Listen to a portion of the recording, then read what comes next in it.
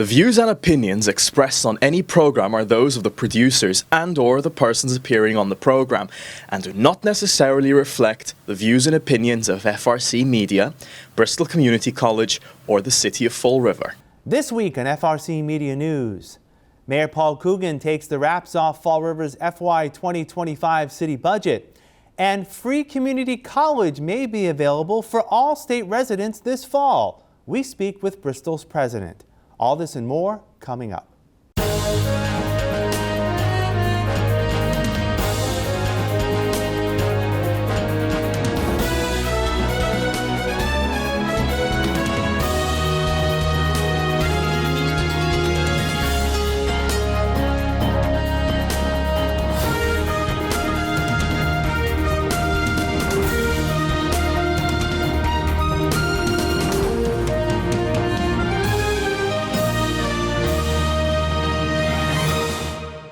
It's Thursday, May 16th, 2024. This is FRCmedia News.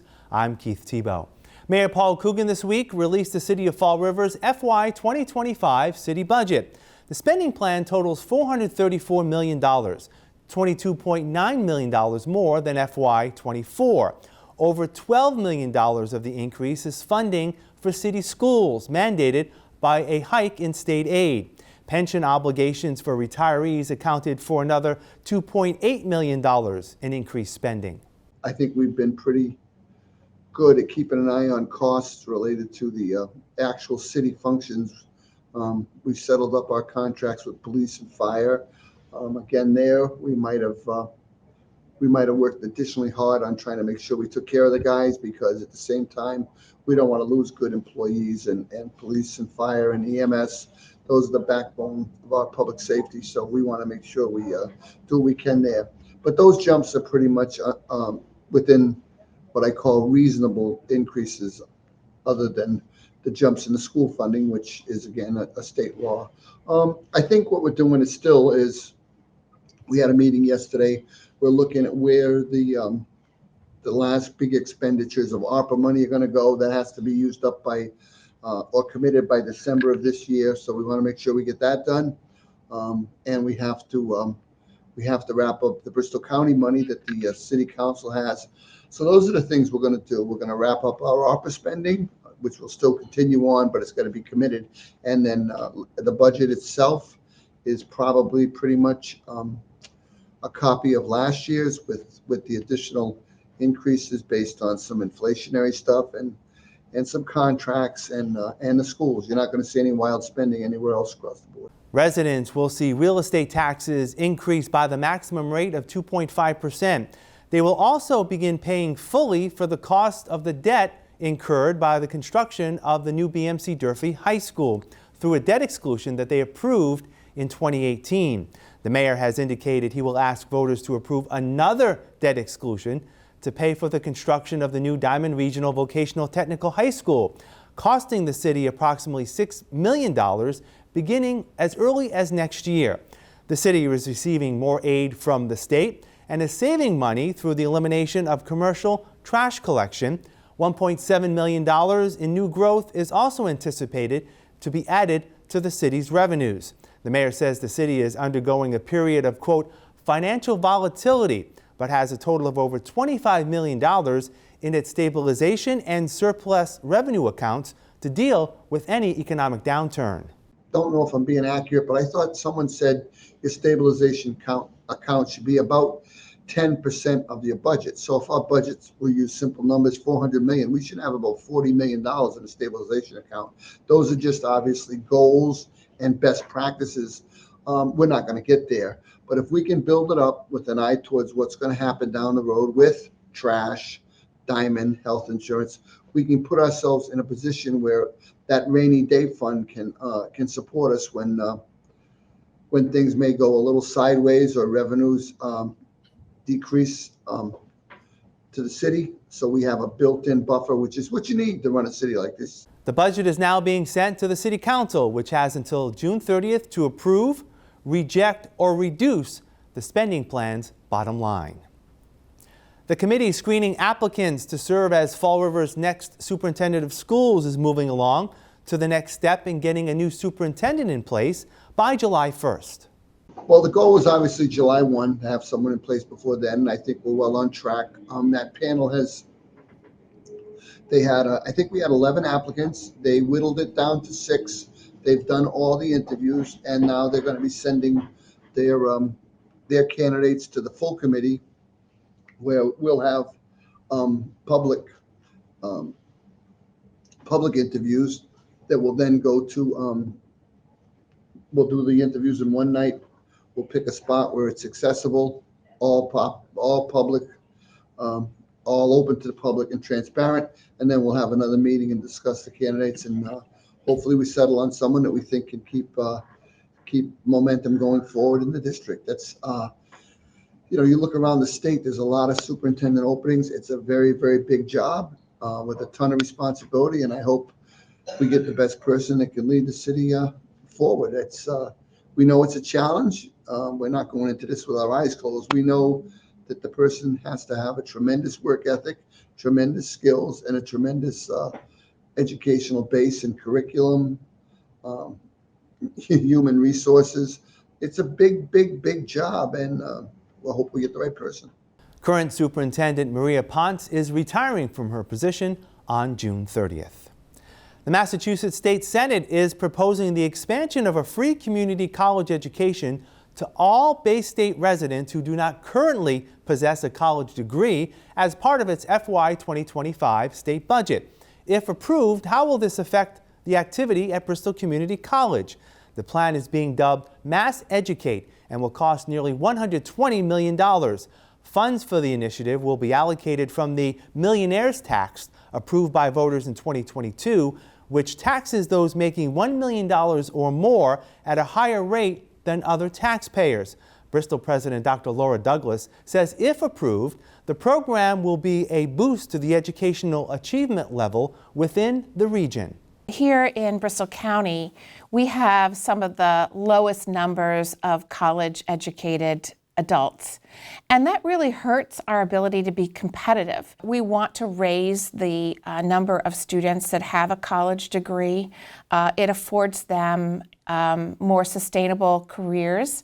One of the things that we often like to say is that when you have a college degree, you're going to make typically $1 million more in your lifetime. So imagine what that does for your ability to be able to own a home and vacation and have good health care and raise a family and all of those things. So it's really a very personal opportunity for so many individuals here in the South Coast. A free community college education is already available to adults ages 25 and over through the passage last year of the Mass Reconnect program. President Douglas says over 700 students this spring took advantage of the opportunity with great success. When I meet students in the hallway or out and about and I ask them, are you here on Mass Reconnect? And they tell me, yes, I've been an administrative assistant, but I've always wanted to be a nurse. And now I can finally come back and I can go to school and I don't have to worry about debt. And this is really important to me. The other thing that I hear consistently, which I really love to hear, is I understand what a wonderful opportunity this is, and I'm not going to screw it up. Our adult learners are very prepared for college, especially community college. We have flexible lifestyles, right? You can take day classes, night classes, classes online, hybrid classes to work around your schedule. But these are folks who have been in the workplace and they've learned how to juggle multiple priorities, their families, their jobs.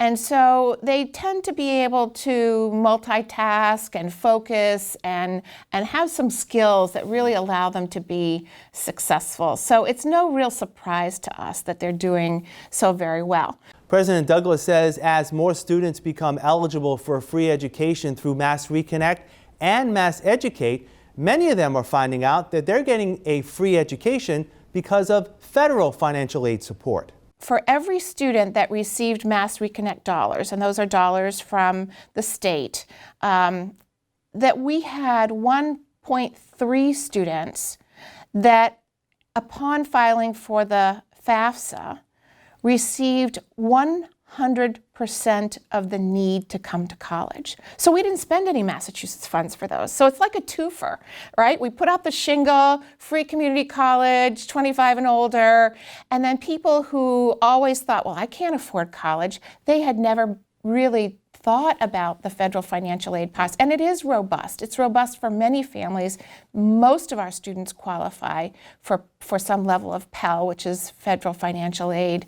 So when we think about free community college for everyone, we can also anticipate that there will be many more students that are taking advantage of the federal financial aid, which reduces the expense on Massachusetts. The adoption of Mass Educate is still a ways off. Even if the Senate does pass its budget proposal next week, the plan needs to be adopted by the House, then signed by Governor Maura Healey.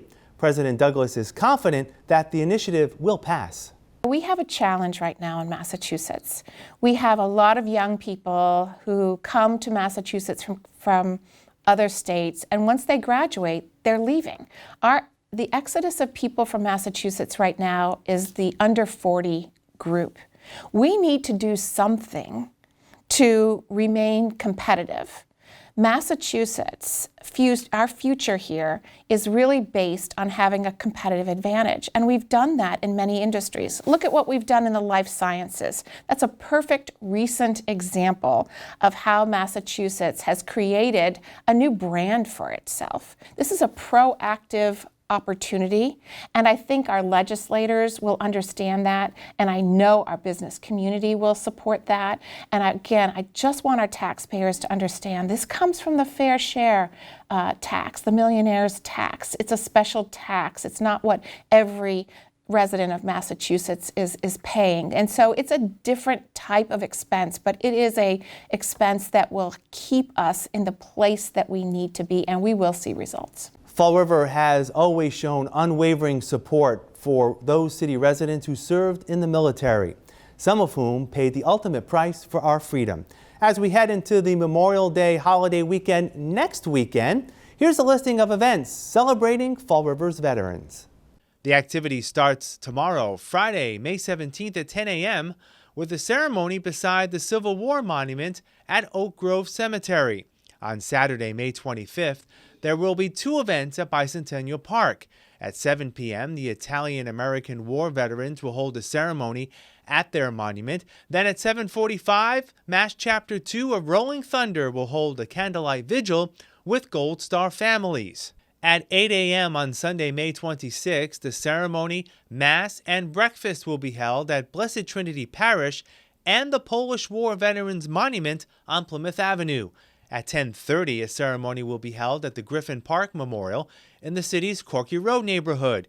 And Rolling Thunder will return to the city and the Fall River Vietnam Veterans Memorial Wall for a ceremony at 2:30 p.m. On Memorial Day, Monday, May 27th, there will be a ceremony at the War on Terrorism Memorial at North Park at 9 a.m. And the day will culminate with the annual Memorial Day Parade at 11 a.m. and a ceremony at Government Center at 11:45 a.m. All events will take place rain or shine and are free and open to the public. We'll be back with more FRC Media News after this. Here are some job descriptions on the latest hot jobs list from the Mass Hire Fall River Career Center. Fleet Maintenance Supervisor. Republic Services, located at 1080 Airport Road, is seeking a full-time fleet maintenance supervisor, responsible for planning and scheduling repair work for the work group team to ensure that all work is done in a safe and timely manner. Job number 208-32899. Housekeeper. American Cruise Lines, located at 1 Water Street, is looking for a temporary housekeeper, responsible for maintaining comfort and cleanliness of staterooms, facilities, and common areas around the ship. Job number 208-34912. Cardiovascular ICU registered nurse. Charlton Memorial Hospital, located at 363 Highland Avenue, seeks a full-time cardiovascular ICU registered nurse to perform a variety of duties involving coordinating total nursing care for patients. Job number 208-34067. Retail Sales Specialist. Walmart, located at 638 Quikasham Street, is looking for a full-time retail sales specialist. For more information, call 717-601-4621. South Coast Health, located at 1030 President Avenue, has an immediate need for the following full and part-time positions. Phlebotomist, job number 208-34173. Structural engineer, job number 208-35109. For more information about these or other positions, visit Mass Hire JobQuest at jobquest.dcs.eol.mass.gov or call the Mass Hire Fall River Career Center at 508-730-5000. My name is David Perry. I'm the president of the Greater Fall River Food Pantry. And what we do here is we provide food to clients that are in need. We're always trying to get more people involved in what we're doing, and we're trying to concentrate on youth. And it's all about helping people, and that's what we should all be doing, is helping someone. So it's a great opportunity for them to, come down here and give us a couple of hours a week. It's not long; it's 2 hours a day. And once they start volunteering, it's like a family. It really is. So getting these younger people involved. It's just great. It's great to see. It's great to have younger generations seeing what's going on in the real world, as we call it, and helping out. I've gotten a new outlook on the community. I've been able to see all sides, helped me learn just a lot about Fall River as a whole. We like to get students in from 14 years of age and older. It's not about the Greater Fall River Community Food Pantry. It's about what the Greater Fall River Community Food Pantry does as an outreach. We want to reach out to the community.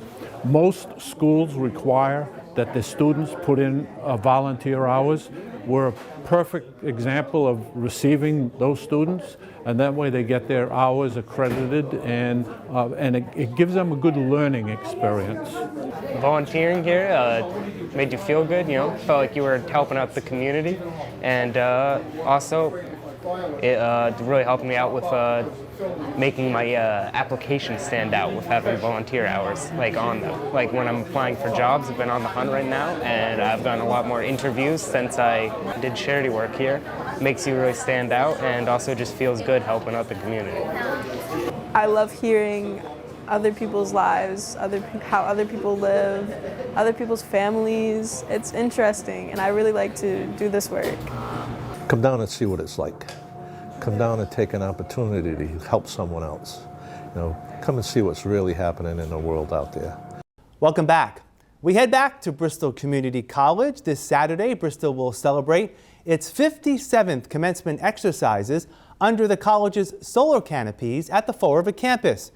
President Dr. Laura Douglas says the event is the culmination of hard work from everyone within the college community. Our faculty and staff, they are so caring and empathetic and helpful to our students. And, we all push ourselves, we all go above and beyond, and we do it for our students. And when we see them walk across the stage, it literally gives us goosebumps. It gives me goosebumps. Every time I get up and I open the ceremony, it is something to behold, because it means that we have now brought a new batch forward. And this year it's about 880 students that are graduating. Those students will go on and get great jobs. They'll transfer to different fine institutions.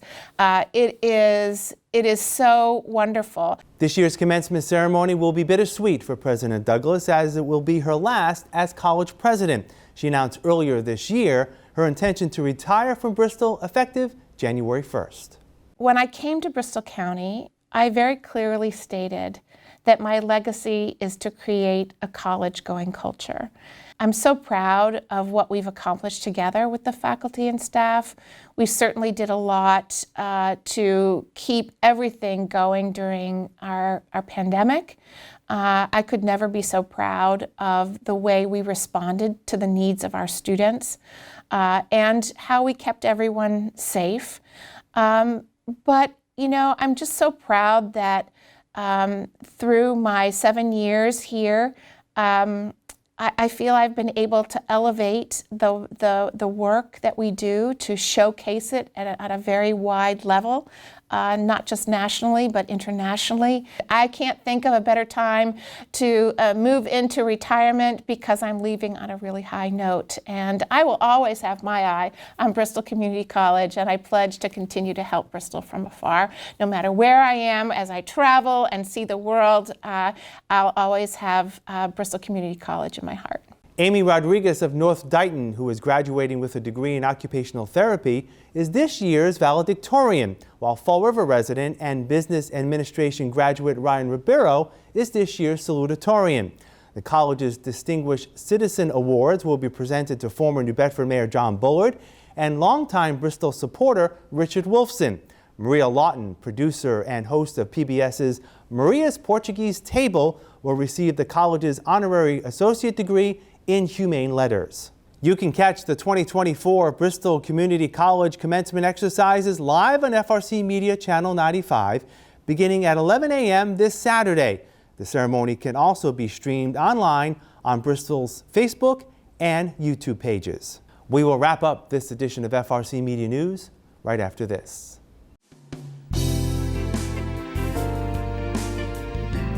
Hi, welcome to Hot Dogs and Cool Cats. Today with us we have Beatrice. She is a 6-year-old female domestic medium hair. She was an owner's surrender. It was no fault of her own. It was due to moving. She is very sweet and outgoing. She's pretty personable. She is a social eater, so after you greet her, she will hop up into the food bowl and start eating. It's her way of showing off. She should be good with kids over 5. She's pretty easygoing. I haven't seen her get feisty or anything like that as of yet. So if you would like to meet her, you can give Forever Paws Animal Shelter a call to make an appointment. We also have all of our contact information at foreverpaws.com. It also has our applications there. You can see all of our adoptable animals. But definitely make an appointment to come meet her. I know you won't be disappointed and she'll love to meet you. Today with us we have Tinkerbell. She is a 3-year-old Chihuahua mix. Come on, you can come up. Come on, up, up. There we go. That's my girl. She is very sweet and affectionate. She was an owner's surrender. It was no fault of her own. It was due to a living situation and they just wanted to give her another chance. She does do good with other dogs. She's pretty good with cats. We do have her with no children. She's good at jumping. She has little deer legs. She can easily jump a good 4 feet easy. She just wants to pretty much just be held and loved. If you want to come down and meet her, we're at Forever Paws Animal Shelter. You can make an appointment to come meet her. All of our contact information and our location is all located on our website at foreverpaws.com. And I know she'd appreciate the visit. That's all for this edition of FRC Media News. Just a reminder, we have set up a media preference survey seeking input on where residents get their information and what issues are important to them. We plan to use this data to improve how we serve Fall River. To take part, scan the QR code on the screen or visit our website for more information. One survey participant will receive an Amazon gift card and FRC Media merchandise. Thank you so much for your feedback. FRC Media News airs Thursdays at 6 p.m. and Fridays at 5:30 p.m. We leave you this week heading back again to Bristol Community College and an overview of the current art exhibit featuring student artwork at the college at the Grimshaw Gudowitz Art Gallery. For all of us here at FRC Media News, I'm Keith Tebow. Have a great weekend. We'll see you next Thursday.